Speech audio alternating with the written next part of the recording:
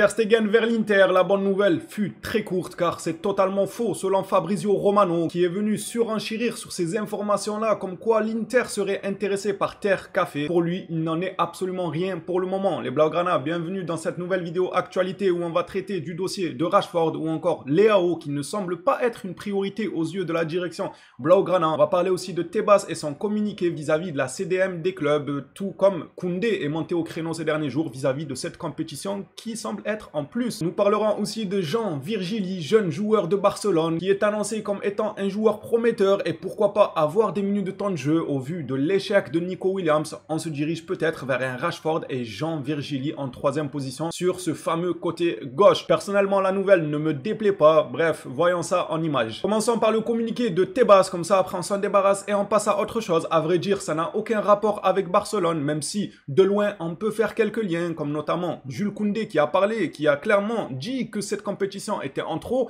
voire même honteuse de faire jouer encore des joueurs alors que leur saison a commencé en juillet 2024. C'est vrai que c'est juste oufissime. Pourquoi je vous en parle malgré que ça ne concerne pas le Barça? Parce que moi j'ai pris part à ce débat dès le début. Voilà, vu que moi je suis concerné. Ça concerne pas le Barça, mais ça me concerne moi-même quand même. C'est un fiasco total. Les joueurs et les ligues s'y opposent, les calendriers sont bouleversés et l'écosystème du football professionnel est gravement endommagé. Mais je suis d'accord à 100%. Pauvre Musiala qui va s'asseoir encore probablement sur une saison, voire au bas mot peut-être une demi-saison, peut-être un 6 mois forfait. C'est juste triste. Vous avez vu l'état de sa cheville. Alors évidemment, moi je ne mets pas ça sur le temps de jeu. On va pas se mentir, c'est pas une blessure musculaire ou quoi, c'est une blessure avec un contact. Ça aurait pu arriver même à l'entraînement, même lors des matchs de pré-saison. Je ne mettrai pas cette blessure-là directement sur la compétition, mais je mettrai la fatigue globale des joueurs, même si encore une fois c'est un débat sans fin car certains viendraient nous dire oui mais ils sont payés des millions, moi j'aimerais bien être payé des millions et jouer l'année. En fait ce que vous avez du mal à comprendre c'est que ils sont payés des millions pas pour leurs beaux yeux, c'est parce que le club gagne en conséquence grâce à leur nom et grâce à ce qu'ils apportent sur un terrain de football. L'exemple il est pourtant facile à comprendre les gars, si toi demain dans ton travail tu rapportes une certaine somme à ton usine qui est assez conséquente, on parle là de millions, on ne parle pas de rapporter quelques milliers en plus, parce que c'est justement pour ça qu'on te donne quelques milliers juste, parce que tu rapportes quelques milliers.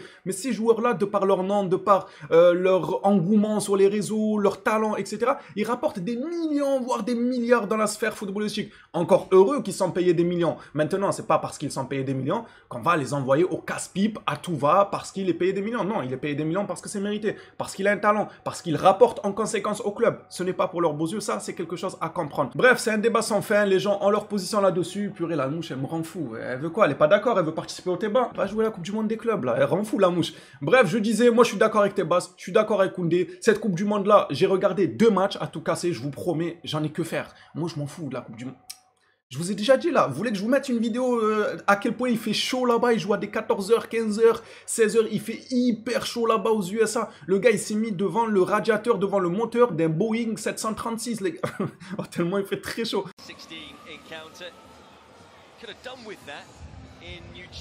Bref, je vous avais déjà parlé de ça durant l'une de mes vidéos. Moi, je suis pas corda avec cette compétition. Tant mieux qu'il y en a qui en parlent, qui mettent le truc en avant. Passage pour conclure sur ce débat de la Coupe du Monde des clubs. Je vois que beaucoup commencent à prôner Hakimi Ballon d'Or. Bon, en vrai, je suis quand même content. Mais d'un autre côté, je me dis, ça a tardé chez certains. Pour que ça monte au cerveau, ça a tardé. S'il vous plaît, allez juste voir les vidéos d'il y a 1 mois et demi, 2 mois. On prenait déjà que si le Ballon d'Or devait revenir à un joueur du Paris Saint-Germain, ça serait Hakimi et nulle autre personne.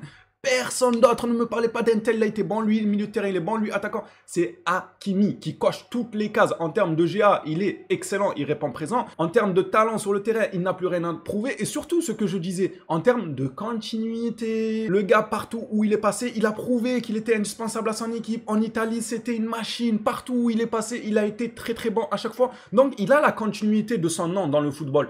C'est logique qu'à un moment, quand Paris font la meilleure saison de leur vie, eh ben celui qui sort du lot, pour moi, c'est celui qui a une continuité. Pour moi, c'était logique de récompenser l'un des meilleurs du collectif. Alors, il y en a beaucoup. Ils ont les Vitinha, ils ont les Dembélé, ils ont les Hakimi. Mais qui est-ce qui reste dans l'esprit des gens comme étant une machine depuis maintenant plusieurs saisons? C'est Hakimi. Pour moi, c'est à juste titre qu'il doit être récompensé. Donc, les Marocains là qui me suivent, remerciez-moi, j'étais le premier à faire la propagande pour Hakimi. La vérité, c'était logique. Après, il y en a qui viendraient me dire, oui, mais le Ballon d'Or, c'est sur une saison, c'est pas sur plusieurs saisons, alors oui, je peux vous l'accorder. Mais moi, je trouve ça dommage qu'on accorde par exemple un ballon d'or à Dembélé, qui est blessé tout le reste de sa carrière, qui en termes de GA, c'est pas foufou du côté de Barcelone par exemple, et il arrive au PSG, avec ou sans lui, le PSG c'est une machine, ils sont très forts sur le terrain cette saison, mais on lui donne quand même à lui. Mais en quel honneur! Il a même pas marqué l'esprit des gens dans la continuité, dans la régularité, dans les GA par saison. Il sort de nulle part, on peut le remplacer, il est remplaçable.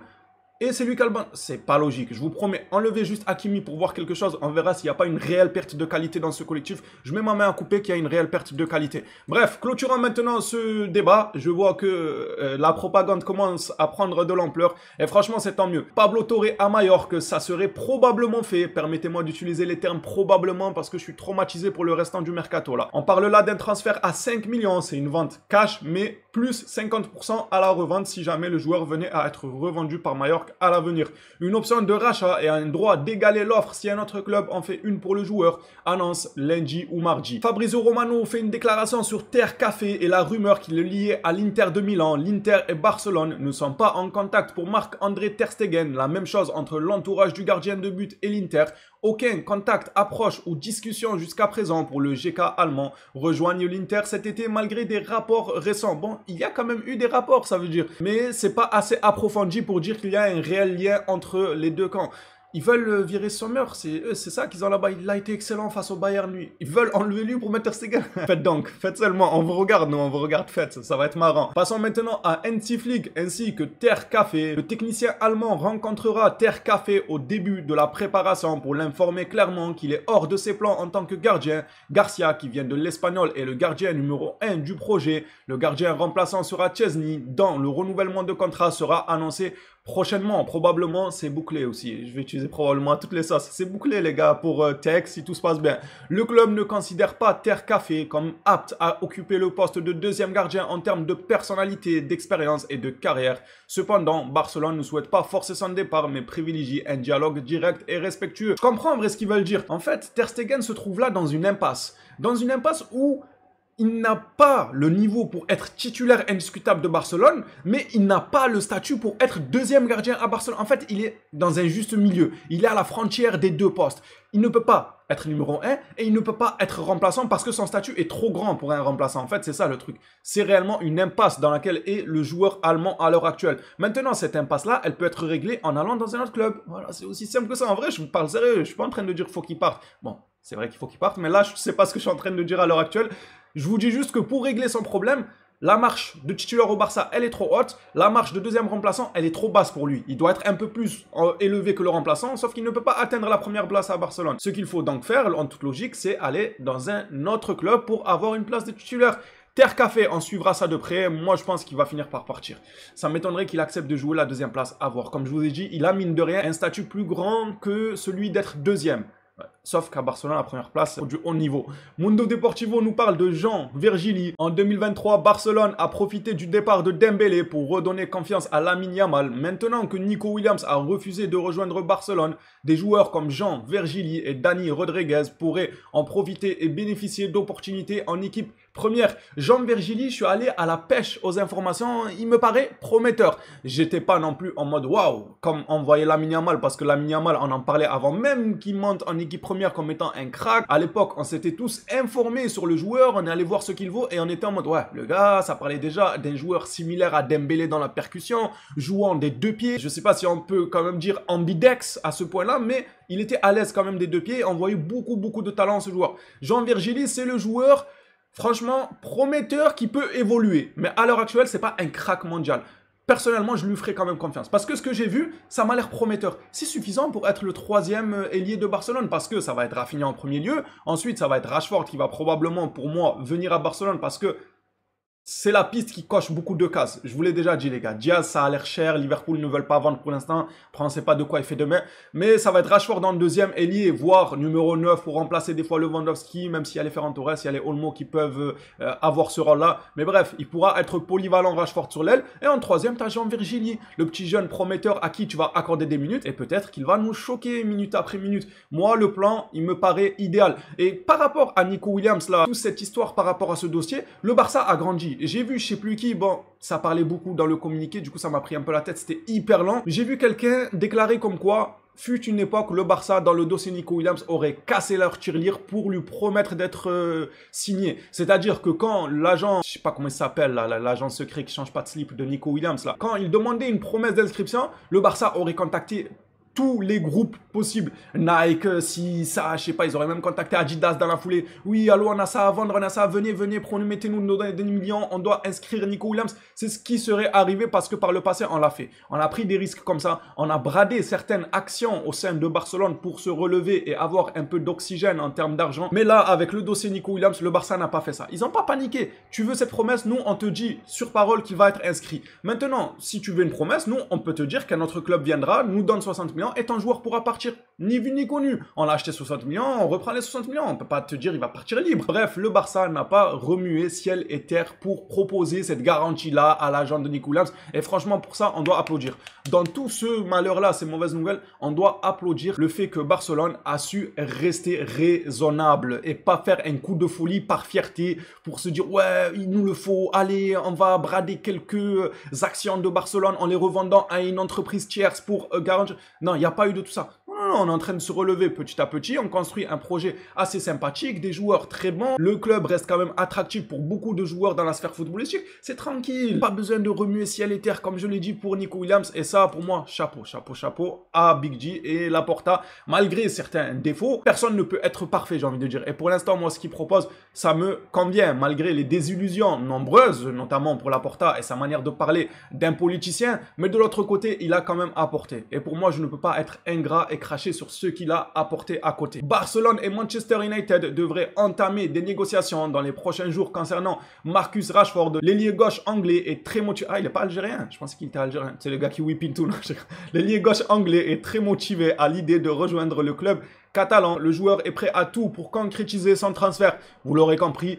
Pas grand chose de nouveau concernant le dossier Rashford, on tourne en rond. Passons maintenant à Leao. Ce dossier reprend un peu du poil de la bête du côté de la Catalogne, surtout au niveau des supporters qui commencent à se dire mais où est Lookman et Leao, les deux joueurs de Serie A très intéressants, pourquoi le club ne se met pas dessus? Alors pour Lookman, je sais pas grand chose, peut-être on peut revenir au statut d'Africain, c'est pas ce qu'il y a de privilégié, non, on va se parler droit dans les yeux. Moi je vous le dis, si je pense quelque chose, je préfère le dire que le garder en moi et faire genre que tout va bien. Non, c'est vrai, pour qu'un joueur africain, donc qui joue en Afrique, je ne parle pas de la couleur de la personne les gars, parce que par exemple Leao qui joue au Portugal, il joue en Europe, il joue l'Euro, il ne joue pas la Coupe d'Afrique qui se situe en plein milieu de la saison par exemple. Pour qu'un joueur comme ça signe à Madrid, au Barça, dans des clubs comme ça, il faut y aller, j'ai l'impression. Surtout à Barcelone chez nous, il faut se le dire, c'est notre club, on l'aime, mais des joueurs africains, bon récemment on a eu par exemple Kessié qui est venu, qui est aussi vite reparti d'ailleurs, aussi vite bradé pour les finances, etc. etc.